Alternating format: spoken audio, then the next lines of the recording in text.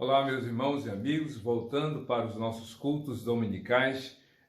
Você já sabe, falei isso semana passada, que já tem um tempo considerável em que nós voltamos para os cultos presenciais aqui na PIB da Barra, em Duque de Caxias. Nós temos os cultos, primeiramente EBD de 9 às 10, de 10h15 a 11h30 o culto e o culto da noite às 18 horas. Graças a Deus que temos mantido essa atividade desde fevereiro do ano passado. Porém, nós resolvemos voltar também aos cultos de meio de semana, às quartas-feiras, de 7h30 ou 19h30 até às 21 horas. É uma oportunidade para a igreja se reunir durante a semana para a oração e estudo da palavra. Mas nós vamos manter os cultos pelas redes sociais, porque queremos que outras pessoas sejam alcançadas. Sem as redes sociais, haveria muita dificuldade de chegar a lugares, talvez até em outras partes deste mundo, porque essa é a democracia que a rede ou as redes sociais nos permitem ir para vários lugares. Eu quero incentivar você a se inscrever neste canal para que a gente possa avançar, que você comente, que você compartilhe, que você toque aí no sininho, como dizem, para que você possa receber as notificações das próximas divulgações. Em breve vou retomar os estudos do Sermão do Monte, que eu parei em função de algumas dificuldades, e também concluir a série de estudos sobre Apocalipse. Em breve, assim que a parte logística, a estrutura estiver totalmente resolvida. Mas nesta ocasião agora, quero incentivar você a estudar a Palavra de Deus. No mês de abril, as igrejas batistas pelo Brasil e mundo afora têm um olhar, uma atenção maior para a escola bíblica dominical. E, no nosso caso, nós cremos, como todos os cristãos, que a Bíblia, a Palavra de Deus, é o livro base, não só da escola bíblica, mas o livro base da nossa vida. Uma das declarações importantes que nós batistas temos é considerar a Bíblia a nossa regra de fé e prática, ou seja, aquilo que cremos está na Palavra de Deus. Só cremos o que está na Palavra de Deus. E nós cremos que a nossa conduta, a nossa vida é direcionada por ela. Por essa razão, nós vamos, ao longo do mês de abril, sempre ter uma mensagem focada na Palavra do Senhor. E hoje, como você está vendo o tema aí, o que faz a Palavra de Deus em nossa vida. O que faz a Palavra de Deus em nossa vida. Abra sua Bíblia no livro de Hebreus, capítulo 4, versos 12 e 13, que daqui a pouco teremos uma reflexão com base nesse texto. Nós vamos orar agora e eu quero aproveitar, pedir a você para que ore pelas igrejas evangélicas brasileiras. Estamos nos aproximando já estamos no ano político, um ano de eleições, e às vezes eu vejo uma certa mobilização, uma certa dedicação, um tempo maior para debates, até mesmo dentro do templo. E aí a gente gasta muito tempo fazendo, discutindo comentários sobre questões políticas e nós não temos o mesmo tempo e a mesma dedicação para a leitura, para o estudo e para a divulgação da Palavra de Deus. Eu creio que tudo vai ser aferido, tudo vai ser checado pela Palavra de Deus. Então temos que gastar mais tempo lendo a Bíblia e estudando a Palavra do Senhor. Por essa razão, nós vamos orar agora para que a palavra que você vai ouvir, a palavra que você vai acompanhar, seja a resposta de Deus aos anseios do seu coração. Curva sua cabeça, feche seus olhos, e aqui eu quero, para nós orarmos, ler o Salmo, ou melhor, recitar o Salmo 119, no verso 18, que diz assim: desvenda os meus olhos para que eu veja as maravilhas da tua lei. Vou repetir: desvenda os meus olhos para que eu veja as maravilhas da tua lei. Então, que Deus abra os nossos olhos para quando nós formos ler a palavra, possamos ler aquilo que Deus tem para nós, impactando a nossa vida. Vamos orar? feche seus olhos, cubra sua cabeça, oremos ao Senhor. Deus, daqui a pouco iremos ler a Tua palavra e nela meditar. Ó Deus, que a Tua palavra continue sendo, como sempre foi para nós, a nossa base, o nosso alicerce de fé e prática.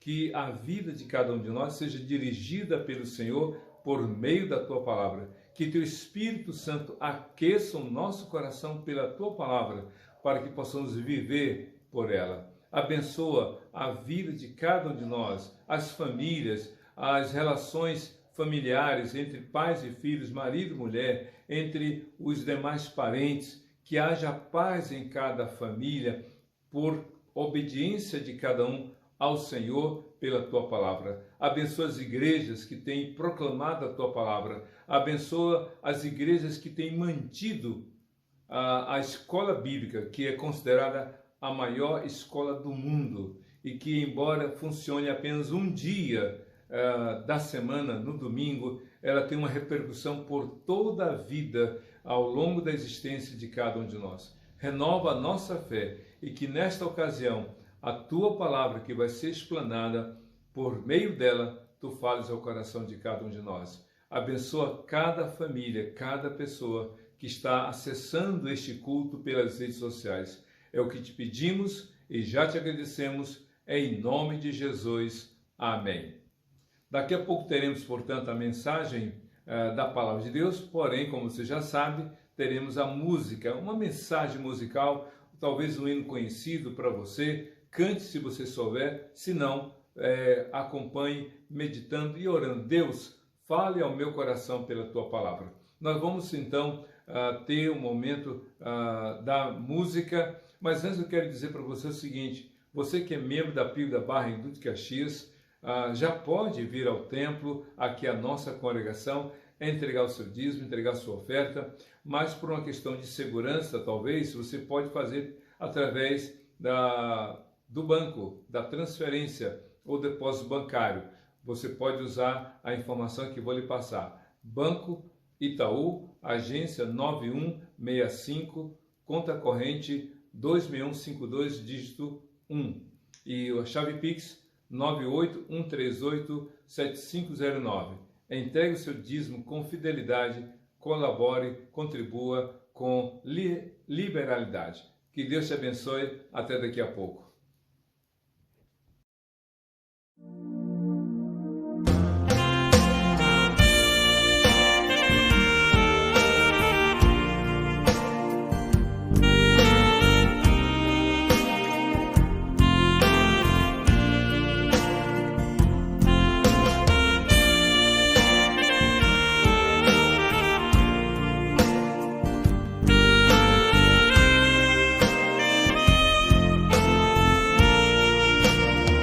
Senhor meu Deus, quando eu maravilhado contemplo a Tua imensa criação, a terra e o mar e o céu todo estrelado, me vem falar da Tua perfeição.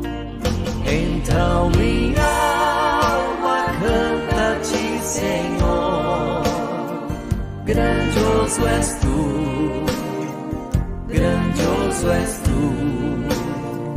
Então minha alma canta-te, Senhor, grandioso és Tu, grandioso és Tu. Quando as estrelas tão de mim distantes, vejo a brilhar com vívido esplendor. Relembro, ó Deus, as glórias cintilantes que meu Jesus deixou por meu amor. Então minha alma canta-te, Senhor, grandioso és Tu, grandioso és Tu. Então minha alma canta-te, Senhor, grandioso és tu, grandioso és tu. Olho as florestas murmurando ao vento, e ao ver que tu plantastes cada pé, recordo a cruz, o lenho tão cruento, e no teu filho afirmo a minha fé. Então minha alma canta-te, Senhor, grandioso és tu, grandioso és tu. Então minha alma canta-te, Senhor, grandioso és tu, grandioso és tu.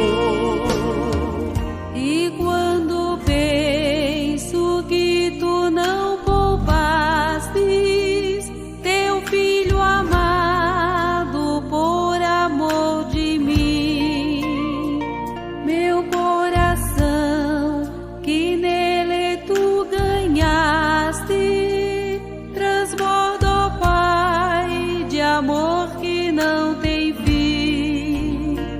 Então minha alma canta-te, Senhor, grandioso és tu, grandioso és tu. Então minha alma canta-te, Senhor, grandioso és tu, grandioso és tu.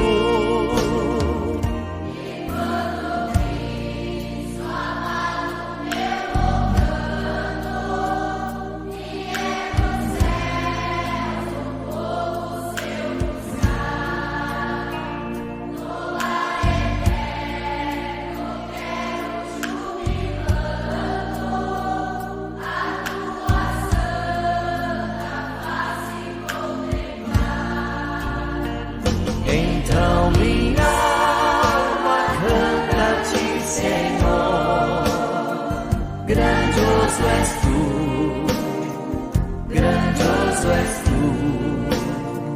Então minha alma canta-te, Senhor, grandioso és tu, grandioso és tu.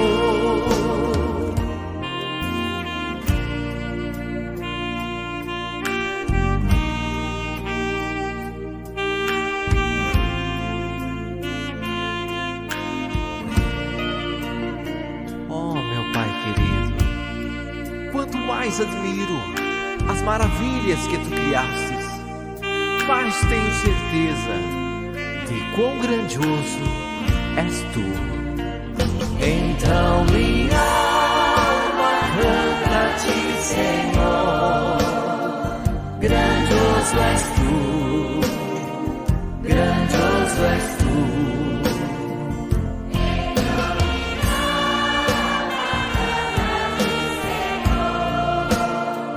Grandioso és tu, grandioso és tu.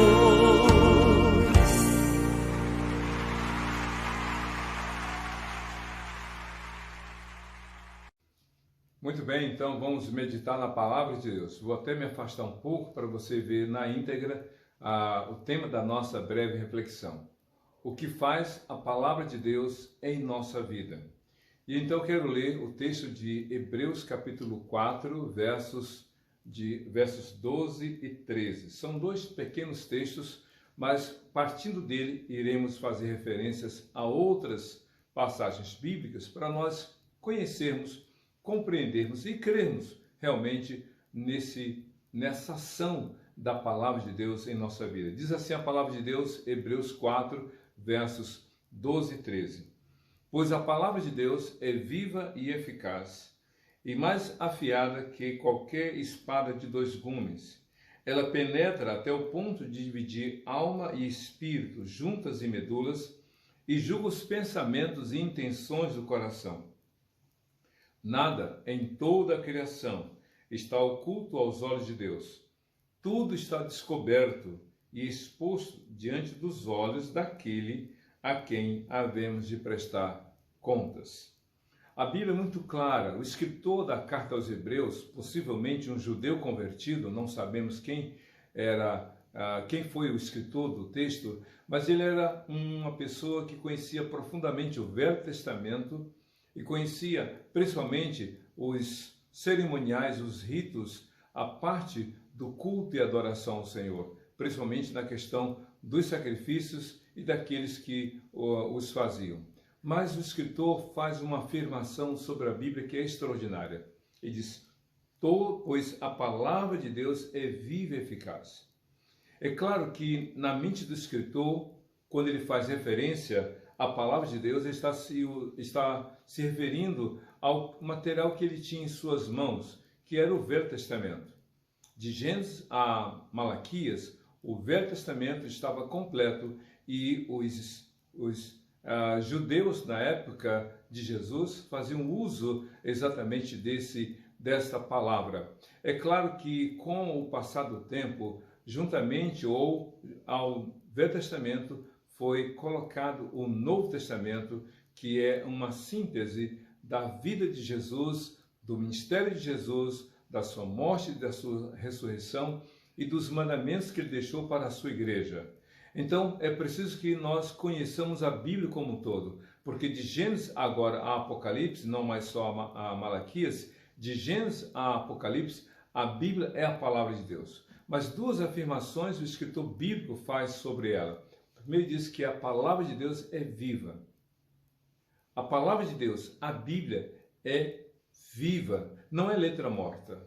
A letra morta já passou, já perdeu sua validade, já foi substituída, já não tem mais valor para os dias de hoje, só tem valor histórico. A letra morta já não tem mais relevância para a vida das pessoas. Mas não é isso que a Bíblia está dizendo sobre si mesma. Ele está dizendo: a palavra de Deus é viva, ou seja, é a palavra que a cada dia em que a lemos, nós somos impactados. Ela fala ao coração da gente. Deus fala pela palavra dele hoje. E é impressionante. Deus falou a Abraão, Deus falou a Moisés, Deus falou com Daniel, com Mateus, com Lucas. Mas o que Deus falou com aqueles homens e também mulheres como Ana, Débora, Maria e tantas outras, o que Deus falou para essas pessoas, crianças, adolescentes, jovens e adultos e anciãos do passado, essa palavra também é para nós hoje. É maravilhosa. Eu me lembro de uma frase atribuída ao pastor Billy Graham, dos maiores pregadores dos séculos 20 e 21.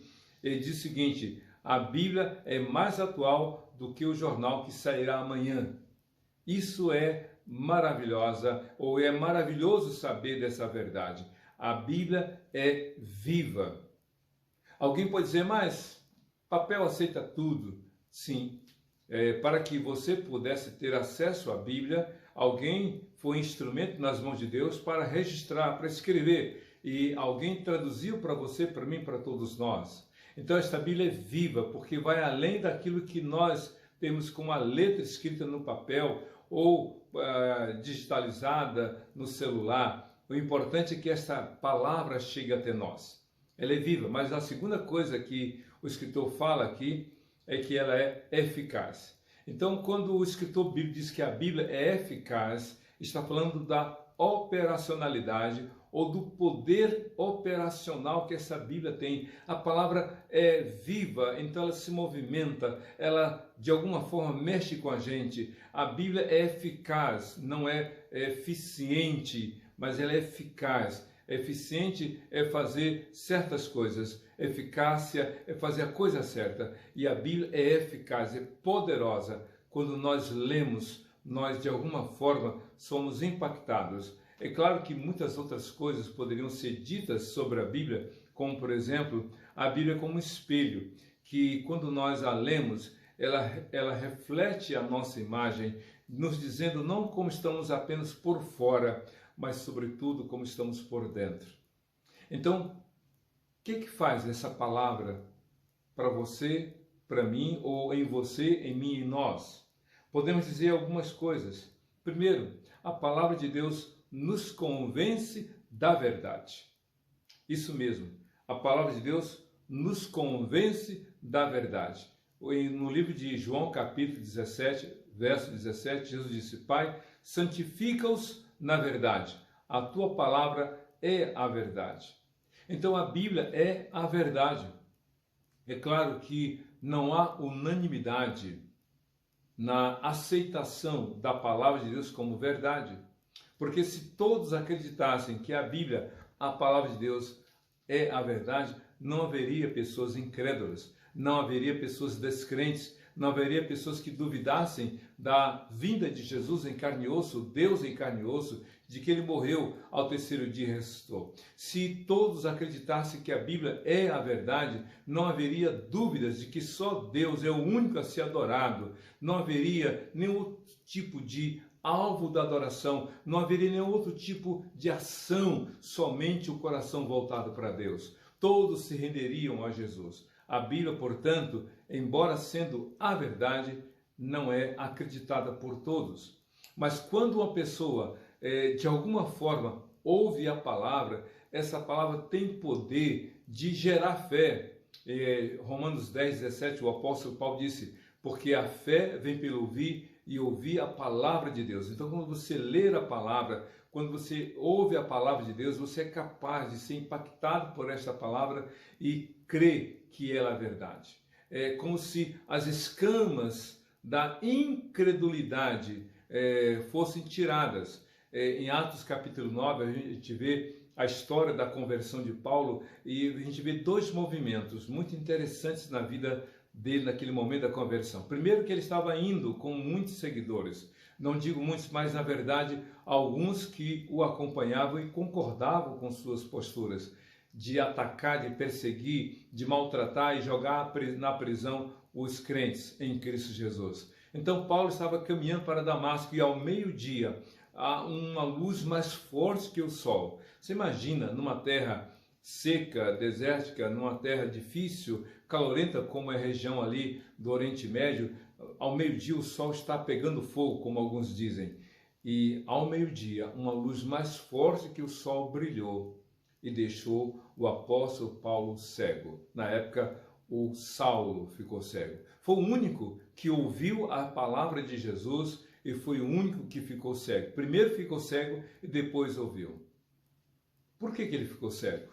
Seria outra mensagem para a gente depois desenvolver. Mas só para fechar aqui, ele via fisicamente as coisas, mas espiritualmente ele estava cego, porque não enxergava que aqueles crentes que eles perseguiam, que ele perseguia, eram servos do Senhor Jesus.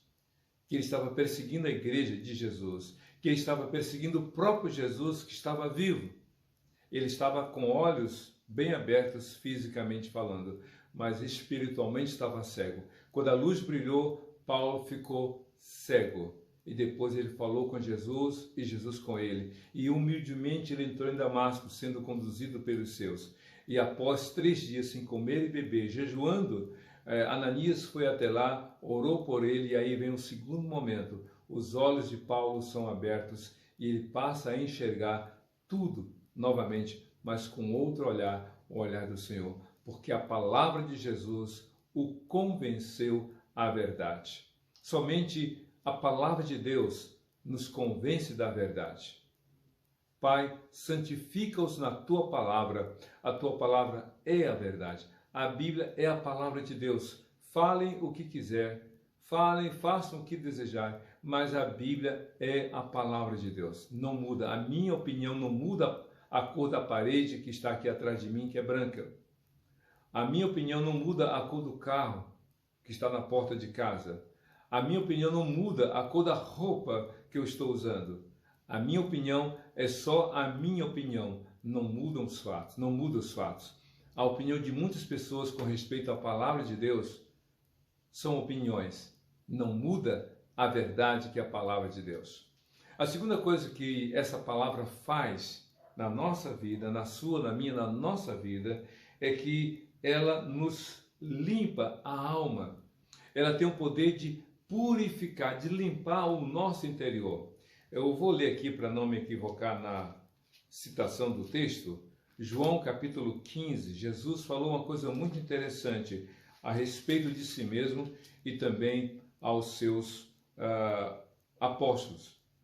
Eu sou a videira, João capítulo 15, versos 1 e 2. Eu sou a videira verdadeira e meu pai é o agricultor. Todo ramo que estando em mim não dá fruto, ele corta, e todo que dá fruto, ele poda, para que dê mais fruto. Aí no verso 3 que eu destaco, vocês já estão limpos pela palavra que lhes tenho falado. Vocês já estão limpos pela palavra que lhes tenho falado. Como assim? Você já lavou alguma louça? Um prato? Um copo? E você sabe que para lavar um copo, por exemplo, ou um pote, materiais muito usados na época, os utensílios como copo, vasilha, lavavam-se por fora e lavavam-se por dentro. Só que na época de Jesus, os escribas e fariseus, quando iam para uma refeição, eles tinham todo um cerimonial para se prepararem para a refeição. Lavavam na entrada da casa os pés, tirando a poeira, a sujeira dos dejetos da rua. Depois lavavam as mãos, o rosto, de modo muito cerimonial. Depois lavavam os pratos, os copos, por dentro e por fora. Mas quando chegavam e eles viam os apóstolos de Jesus, que sem dar atenção a essa parte cerimonial, chegavam, se aproximavam da mesa e comiam sem lavar as mãos. E Cristo, se você ler Mateus capítulo 15, foi criticado porque diziam os fariseus: por que os teus discípulos, quando vêm à mesa, não lavam as mãos, nem lavam os pratos, os copos? Isso é horrível, porque estão comendo coisas sujas. E então Cristo fala: o que contamina o homem não é o que entra pela boca, mas é o que sai do coração, é o que sai da boca, porque o que sai da boca sai do coração, é do coração que procedem as más coisas que vocês praticam, disse Jesus. Não adianta lavar o exterior da vida e não lavar o interior. Vocês estão limpando as coisas exteriores da vida de vocês, mas o interior continua sujo. Jesus, de forma muito dura, falou em Mateus 25, 23, vocês são como sepulcros caiados, sepulcros pintados de cal, brancos por fora, mas por dentro podridão, cheiro de morte. Pois é o que Cristo está dizendo, vocês já estão limpos pela palavra que tenho falado a vocês. Ou seja, a palavra de Deus tem poder para limpar o homem, mas por dentro, limpar a sua forma de pensar, tirando os maus pensamentos, tirando do seu coração mágoas, ressentimentos, pecados ocultos. A palavra de Deus vai limpando, vai trabalhando por dentro. A Bíblia nos mostra, por outros textos, que a palavra de Deus faz uma verdadeira faxina em nossa alma, porque não apenas nos convence do pecado, da justiça e do juízo, mas essa palavra nos mostra como nós podemos ter uma vida limpa diante de Deus. Jesus falou em Mateus capítulo 5, em uma das bem-aventuranças: bem-aventurados os limpos de coração, porque eles verão a Deus. Sabe o que é limpeza de coração? É exatamente Deus olhar para você, para o seu coração e ver que tudo aquilo que era de ruim, de pecado, de maldade, de maledicência, de coisas erradas, a palavra foi limpando, foi tirando. Você já fez aquela faxina de mês na sua casa, aquela faxina que você demorou um mês para fazer, e aí você separa o dia, se dedica, liga o som, uma música agradável e vai limpar toda a casa? Pois é uma vez no mês, no máximo 5, 6 vezes ao ano. Mas o que acontece? Volta a sujeira, volta a poeira, então sempre está sendo necessária a limpeza. A Bíblia diz que a palavra de Deus é capaz de limpar, tornar o homem limpo na presença de Deus. E uma vez que o homem é purificado, limpo, a sujeira que tenta chegar, Deus pela palavra, o Espírito Santo pela palavra, Jesus pela diz: olha, isso não. Isso já não pode mais fazer parte da sua vida, porque agora você é um cristão. É por isso que uma pessoa que antes vivia nas drogas acaba abandonando as drogas. Uma pessoa que era viciada em prostituição, em promiscuidade, em sexo, agora tem uma mudança de comportamento. Uma pessoa que era viciada na jogatina, uma pessoa que xingava, uma pessoa que era infiel na relação conjugal, uma pessoa que era desobediente, que não tratava direito os outros, uma pessoa que não tinha temor a Deus, agora tem uma vida transformada, porque essa palavra tem poder para purificar a alma. Vocês já estão limpos pela palavra que tenho falado a vocês. Que maravilha, que bênção essa palavra faz. Mas outra coisa que essa palavra de Deus faz na sua, na minha, na nossa vida, ela nos revela a condição de todos nós diante do Senhor. Ela nos revela a condição, a nossa condição diante de Deus. Uma coisa que eu acho muito interessante é como nós somos indulgentes para com os nossos próprios erros. Como nós, digamos assim, por causa de amizade, a gente não fala a verdade para o outro. De repente você vê uma pessoa amiga sua, amigo seu, totalmente desarranjada na sua forma de se vestir, e aí a pessoa, tô bonita, tô bonito. Aí você se engana, sim, tá bonito, tá lindão, tá lindona. Mas aí você fala, tristeza, não combinou nada, essa gravata roxa com esse terno marrom, ou essa bolsa esquisitona com esse salto de 15 centímetros. Então você vê que a pessoa não está legal na sua arrumação, no seu vestuário, mas por uma questão de amizade você, não, tá tudo jóia. Ou então, sabe, aquela pessoa que sabe que você está errado, que você está em pecado, que você está indo para o inferno, mas aí se cala. Não, está tudo jóia, todo mundo faz, porque você não pode fazer, está tudo errado, porque você não pode errar. E aí a pessoa vai empurrando você para o caminho de morte ou incentivando a continuar no caminho do erro. A palavra de Deus não faz isso. Ela nos convence. A Bíblia diz em Romanos 3:23, porque todos pecaram e destituídos estão da glória do Senhor. A Bíblia diz em Romanos 6:23, porque o salário do pecado é a morte, mas o dom gratuito de Deus é a vida eterna em Cristo Jesus. A palavra de Deus não mente, ela é a verdade. E se você quer saber como você está diante de Deus, ouça a palavra, leia a palavra, guarde a palavra no seu coração, porque o Espírito Santo nos convence do pecado, da justiça e do juízo. A palavra de Deus nos diz, olha, você é pecador, você é pecadora, e continuando nesta vida, você vai para o inferno. Isso que é amor a você verdadeiro. Amor a amigos que te levam para beber um copo de bebida alcoólica, aquele que te leva para a balada, para você ser levado a uma boa noite Cinderela, a cometer um crime, aquele que quer que você participe dos erros. Esse não é amigo. Aquele que está abraçado com você nas festas, como agora no carnaval, muita gente vai estar na aglomeração, se festejando. E depois? Quem vai te visitar no hospital? Quem vai estar contigo na dor, na perda, na escassez?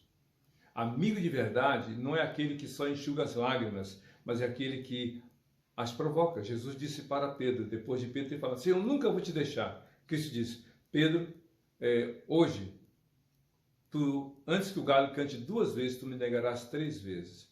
E quando Pedro negou pela 3ª vez, o galo cantou pela 2ª vez, ele lembrou-se de Jesus, e quando ele viu Jesus de longe, quando Cristo olhou para ele, diz a Bíblia que Pedro chorou amargamente, profundamente arrependido de ter negado o Salvador, o Senhor da sua vida. Então, essa palavra nos convence. A Bíblia diz em Atos capítulo 12, eu recomendo que leia todo o capítulo 2 de Atos, mas no verso 37 a Bíblia diz que depois de terem ouvido a pregação de Pedro, a Bíblia diz, compungiram-se os corações e disseram, varões, o que faremos para ser salvo? E aí Pedro diz, arrependam-se, creem em Jesus, sejam batizados e serão salvos pela fé no Senhor. Então, essa palavra nos convence. Sabe o que é compungir o coração? Imagine aquele açougueiro que vai cortar um pedaço de carne que você pediu, olha, quero 2 quilos desse pedaço de carne. E então o açougueiro pega aquela faca enorme, corta, aí você fala, corta em filé. Aí ele pega aquela faca e vai cortando por dentro o filé, ou aquela peça de carne. Pois é, compungir o coração é ter o coração atravessado pela palavra de Deus. É por isso que a carta aos Hebreus fala que a Bíblia ela é viva e eficaz, mais poderosa que a espada de 2 gumes. Sabe o que é o gume? Gume é um lado cortante da faca. Uma espada de 2 gumes tem os 2 lados, direito e esquerdo, afiadíssimos, cortando para um lado ou para o outro, dando mais agilidade e letalidade no movimento do soldado para com o seu adversário. A Bíblia é mais poderosa porque ela vai no fundo da alma, para naquilo que é impossível ao ser humano. Um dos instrumentos de maior precisão de exame diagnóstico de imagem, a gente tem o raio-x, a gente tem a tomografia, a gente tem a ressonância. E a ressonância vai, digamos assim, juntando aquele órgão examinado como em fatias. A ressonância pode fazer isso com um órgão, mas a ressonância pode fazer isso com a alma, com o coração, com a mente, com o espírito do ser humano, mas a palavra de Deus faz. Então ela convence, ela vai lá no fundo da alma dizendo, olha, você é pecador, você errou, arrependa-se e crê em Jesus como o único e suficiente Salvador. Mas última coisa que a palavra de Deus faz, a palavra de Deus nos conduz à salvação em Jesus. A palavra de Deus tem esse poder de nos conduzir à salvação em Jesus. Em Romanos capítulo 10, versículo 17, a Bíblia diz assim, pois a fé vem pelo ouvir e ouvir a palavra de Cristo. O que acontece quando lemos a palavra de Deus? O que acontece quando nós ouvimos a palavra de Deus? O que acontece quando nós somos impactados? Ninguém tem fé em si mesmo. A fé é obra de Deus pela palavra dele. Ninguém nasce crendo, senão não haveria pecadores. Nós nascemos debaixo da condição de pecadores. Mas a Bíblia diz que quando ouvimos a palavra, o Espírito Santo começa a mexer com a gente. Lembra lá no livro de Lucas capítulo 4, quando os 2 discípulos de Emaús estavam indo para Emaús, Jesus se aproxima dele, começa a compartilhar com eles a palavra, e quando Cristo desaparece na frente deles durante a refeição, eles voltam para casa ou para Jerusalém e um comenta com o outro, dizendo assim, não nos ardia o coração, nos queimava o coração enquanto ele nos compartilhava a palavra. Então essa palavra tem o poder de mexer com a gente. Mas veja só o que a Bíblia diz no capítulo 8, ou capítulo 10, versos 8 a 10. Mas o que diz? A palavra está perto de você, está em sua boca e em seu coração. Isto é, a palavra da fé que proclamamos. Se você confessar Jesus como Senhor, que Jesus é o Senhor, se você confessar com a sua boca que Jesus é Senhor e crer em seu coração que Deus o ressuscitou dentre os mortos, será salvo. Pois é com o coração que se crê para a justiça e é com a boca que se faz confissão para a salvação. Esta palavra, Deus quer e ela tem o poder para conduzir você à salvação. Como? Depois que você leu, a Bíblia está dizendo, se você quer ser salvo, com a sua boca confesse que Cristo é o seu Senhor e no seu coração crê que Ele morreu e ressuscitou dentre os mortos, você vai ser salvo. Então essa palavra gera o poder para você crer e crendo em Jesus você vai ser salvo. Então eu quero orar com você nesse momento e convidá-lo a entregar a vida a Jesus. Não adianta você ser conhecedor da palavra. Essa palavra tem que ser ouvida, mas tem que ser crida e com a sua boca você confessar. Jesus, tu és o meu Senhor e meu Salvador. Vamos orar agora? Eu quero convidá-lo a nesse momento de oração voltar-se para Jesus. Feche seus olhos, curva a sua cabeça e diga, Senhor Deus, muito obrigado pela tua palavra. Hoje eu ouvi a tua palavra. Eu sei do poder que a tua palavra tem. Ela é viva e eficaz. E nesta hora eu quero com a minha boca confessar que Jesus é o meu Senhor e em meu coração eu quero crer que Ele morreu e ressuscitou o terceiro dia para me dar a salvação. Perdoa, Jesus, os meus pecados, limpa a minha alma, me torne uma vida nova, uma criatura nova, me tornando filho de Deus para a glória do teu nome. É o que te peço e te agradeço em teu nome, Jesus. Amém e amém. Que Deus te abençoe, que você seja feliz com Jesus, hoje para todo sempre. Amém e amém.